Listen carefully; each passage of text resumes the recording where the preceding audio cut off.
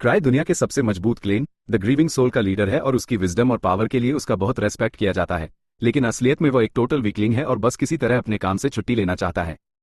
हम देखते हैं कि क्राई एक ट्रेजर हंटर क्लेन मीटिंग में लाइन में खड़ा है और ऐसा लगता है कि उसका बिल्कुल मन नहीं है यहाँ रहने का, लेकिन उसके पास कोई और चॉइस नहीं है। इस दुनिया में ट्रेजर हंटर्स बेसिकली सेलिब्रिटीज होते हैं क्योंकि वो ट्रेजर वॉल्ट्स को दुनिया भर में एक्सप्लोर करते हैं और फैंटम्स के अगेंस्ट अपनी जान दांव पर लगाते हैं बिना किसी हेल्थ इंश्योरेंस के। यह एक डेंजरस काम है, लेकिन फेम और दौलत के वादे लोगों को हर साल ट्रेजर हंटर बनने पर मजबूर करते हैं। इस काम के लिए लोग अक्सर एक क्लेन ज्वाइन करते हैं, जैसे कि फर्स्ट स्टेप्स, जो राजधानी में एक मशहूर और बेस्ट क्लेन माना जाता है। इसमें अलग अलग पार्टीज का एक ग्रुप होता है जो एक दूसरे की मदद करते हैं। इतने सारे लोग यहाँ ज्वाइन करने आए हैं क्योंकि अगर तुम्हारा नाम जिन्बू नहीं है तो सोलो हंटर के तौर पर तुम एक लिमिट तक ही जा सकते हो। क्राई चुपचाप और बिना अटेंशन अट्रैक्ट करे ये सब खत्म करना चाहता था, लेकिन अचानक उसके पीछे वाली लड़की उससे बात करना शुरू कर देती है और पूछती है कि क्या वो भी एक पार्टी ज्वाइन करने आया है। क्राई पुराने तरीके का इस्तेमाल करता है उस लड़की को इग्नोर करने का ताकि वो चली जाए, लेकिन इससे पहले कि वो कुछ समझे, लड़की उसके आगे आकर अपना परिचय देने लगती है। उस लड़की का नाम रूडा है और वो एक लेवल 3 हंटर है। वो अपना हाथ बढ़ाती है क्राई से मिलने के लिए, लेकिन क्राई हाथ मिलाने से मना कर देता है। हाँ, अपना नाम जरूर बताता है। रूडा डिसअपॉइंटेड होती है कि क्राई ने हाथ नहीं मिलाया, लेकिन वो इससे जल्दी ही भूल जाती है और अपने बारे में और बताने लगती है। अब तक वो सोलो हंटिंग कर रही थी, लेकिन एक वॉल्ट जो व्हाइट वॉल्फ डैन कहलाता है उसको अकेला संभाल नहीं पाई, इसलिए अब वो एक पार्टी ज्वाइन करना चाहती है। तभी उनके आगे खड़ा आदमी मुड़कर रूडा से कहता है कि उसे लेवल 3 होने पर इतने डेंजरस वॉल्ट्स हैंडल नहीं करने चाहिए। वो हंसकर उसे एक इनएक्सपीरियंस एमेच्योर बुलाता है, क्योंकि चाहे वो लेवल 3 पर हो, लेकिन अभी भी वो बाकी प्रोफेशनल हंटर्स के सामने एक बिगिनर ही है। जब बात और ज्यादा गर्म होने लगती है, रूडा गुस्से में आ जाती है और क्राई चाहता है कि काश उसने घर पर ही रहना चुना होता ताकि यह सब देखना ना पड़ता। रूडा अपने नाइफ्स निकालने ही वाली थी उस आदमी पर अटैक करने के लिए, लेकिन इससे पहले एक गार्ड आता है और उसे याद दिलाता है कि यह लंदन की गलियां नहीं है। अगर उसने ये तमाशा बंद नहीं किया तो उसे क्लेन मीटिंग से निकाल दिया जाएगा।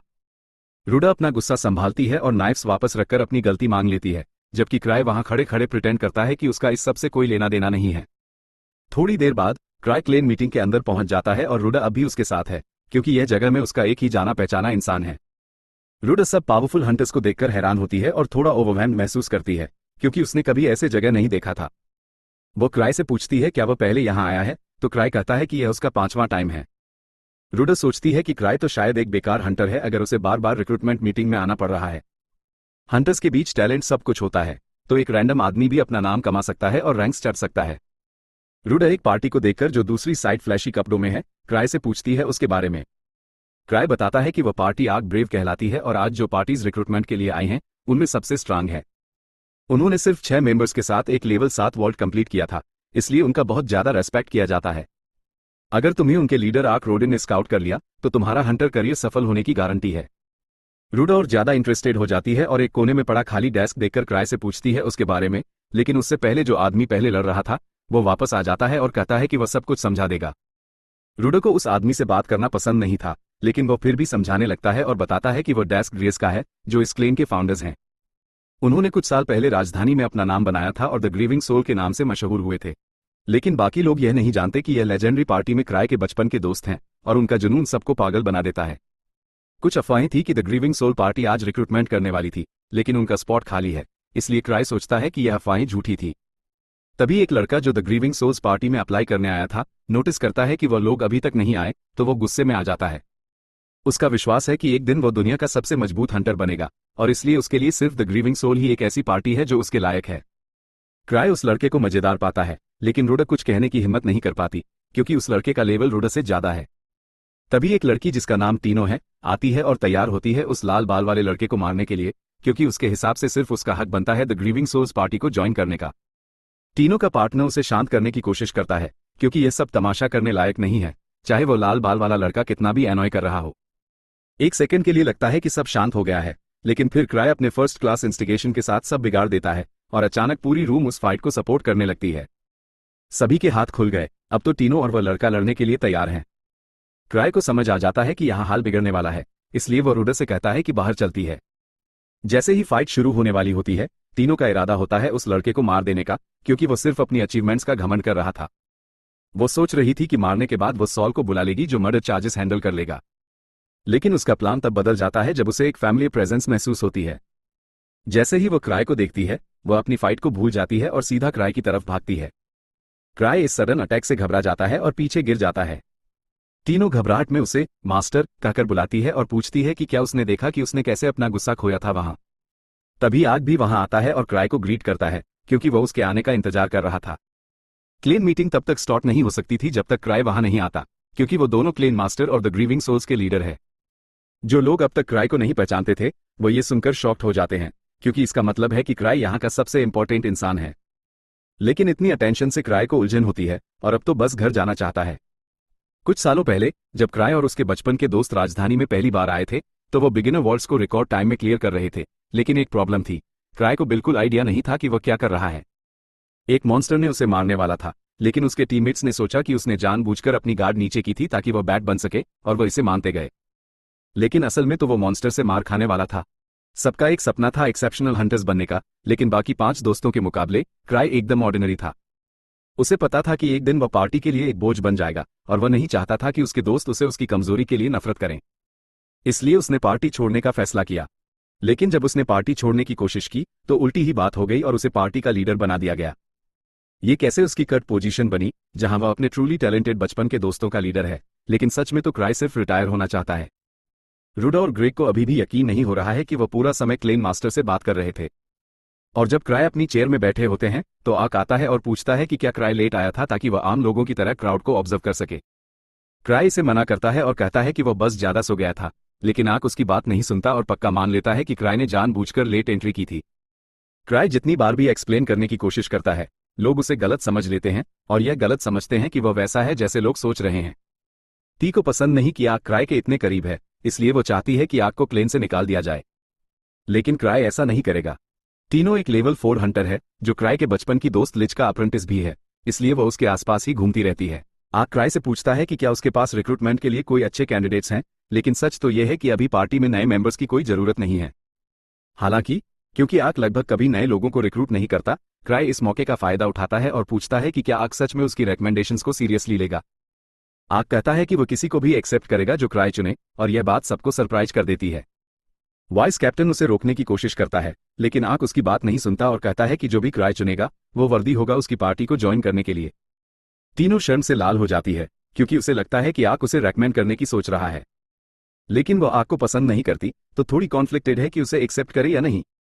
अचानक वह लड़का जो पहले से तमाशा कर रहा था, जिसका नाम गिलबर्ट है, सामने आता है और तैयार है अगर जरूरत पड़े तो भीख मांगने के लिए भी, ताकि क्राई उसे एक्सेप्ट कर ले। क्राई सोचता है कि क्या गिलबर्ट अच्छा चॉइस होगा या नहीं, लेकिन फिर जल्दी से गिव अप कर देता है क्योंकि वह कैरेक्टर जज करने में बहुत खराब है। उसे कोई आइडिया नहीं होता कि कैसे पता चले कि कोई इंसान फ्यूचर में स्ट्रांग बनेगा या नहीं, इसलिए वह यह फैसला किस्मत पर छोड़ देता है।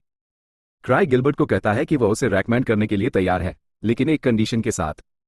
एक हंटर के लिए सबसे इंपॉर्टेंट बात यह है कि वह हमेशा जीते। अगर उसमें स्ट्रेंथ नहीं होगी तो उसके पार्टी मेंबर्स को खतरा हो सकता है। इसलिए क्राई चाहता है कि वह यह प्रूव करे कि उसमें हमेशा जीतने की एबिलिटी है। और जब से क्राई ने अपना हंटर का करियर शुरू किया है उसने कभी नहीं हारा, हालांकि यह इसलिए क्योंकि वह कभी किसी रियल फाइट में नहीं गया। क्राई अपना एक रिंग आर्टिफैक्ट निकालता है और सब हंटर्स को अनाउंस करता है कि जो भी पहले ये रिंग आग के पास लाके देगा उसे उसकी पार्टी में एक्सेप्ट किया जाएगा। उसके बाद वह रिंग को भीड़ में फेंक देता है और काउस को अनफोल्ड करते देखने लगता है। सबसे पहले जो रिंग उठाता है वह गिलबर्ट होता है, लेकिन ये ज्यादा देर तक नहीं चलता क्योंकि 1 सेकंड बाद ही टीनो उसके ऊपर अटैक करके उसका मुंह इतना जोर से मार देती है कि वह रूम के दूसरे कोने में गिर जाता है। गिलबर्ट को अब डॉक्टर की जरूरत है, लेकिन अभी किसी का ध्यान उस पर नहीं है क्योंकि रिंग अब फ्लोर पर रोल कर रही है। शुरुआत में सब हेसिटेंट होते हैं, लेकिन जल्दी ही सब उस पर लड़ने लगते हैं। इस पॉइंट पर क्राई डिसाइड करता है कि अब उसे ये जगह छोड़ देनी चाहिए। जब वो जा रहा होता है तो बार तोड़ फोड़ हो रहा होता है, लेकिन क्राई कहता है कि यह उसका प्रॉब्लम नहीं है और वो घर चला जाता है। लेकिन अगले दिन यह उसका प्रॉब्लम बन जाता है जब बार फाइट फ्रंट पेज न्यूज बन जाती है। पता चलता है कि पूरी जगह फाइट की वजह से तबाह हो गई थी, लेकिन अच्छी बात यह थी कि कोई सिविलियन कैजुअल्टी नहीं हुई। दिन के अंत में एवा क्राई को बताती है कि एक्सप्लोरर्स एसोसिएशन उसे प्राइवेट मीटिंग करना चाहती है, और क्राई को ऑलरेडी पता होता है कि इसका मतलब है कि वो उस पर चिल्लाएंगे। वो पूछता है कि आक ने यह न्यूज कैसे ली, तो एवा बताती है कि आक ने इसे काफी अच्छे से लिया और इस पर हंस दिया। क्योंकि आक नाराज नहीं है, क्राई सोचता है कि अब वो इस अच्छी मूड का फायदा उठाए और उससे बार के रिबिल्ड का बिल भेज दे, साथ ही उससे रिक्वेस्ट करे कि वो एसोसिएशन के मीटिंग को भी हैंडल करे। लेकिन एवा बताती है कि यह मीटिंग खास उसके लिए है, तो कोई तरीका नहीं है कि वह इससे बच सके, चाहे वो कितना भी इग्नोर करने की कोशिश करे। गार, जो एसोसिएशन का मैनेजर है, उसे ढूंढने में एक्सपर्ट है, इसलिए क्राई फाइनली मान जाता है कि उसे जाना पड़ेगा। लेकिन वो अपना सीक्रेट वेपन यूज करेगा ताकि सब जल्दी से खत्म हो सके, और यह सीक्रेट वेपन है गिरा गिरा के माफी मांगना। क्राई आर्ग्यू करता है कि सिर्फ बार को डैमेज हुआ था और क्योंकि कोई चोट नहीं लगी और बार के ओनर को कॉम्पेंसेट कर दिया गया है, इसलिए अब और कोई इश्यूज नहीं होने चाहिए। गार अभी तक उस पर चिल्लाने का मौका भी नहीं ले पाया था, लेकिन क्राई को माफी मांगते देखकर उसने फिलहाल उसे जाने दिया।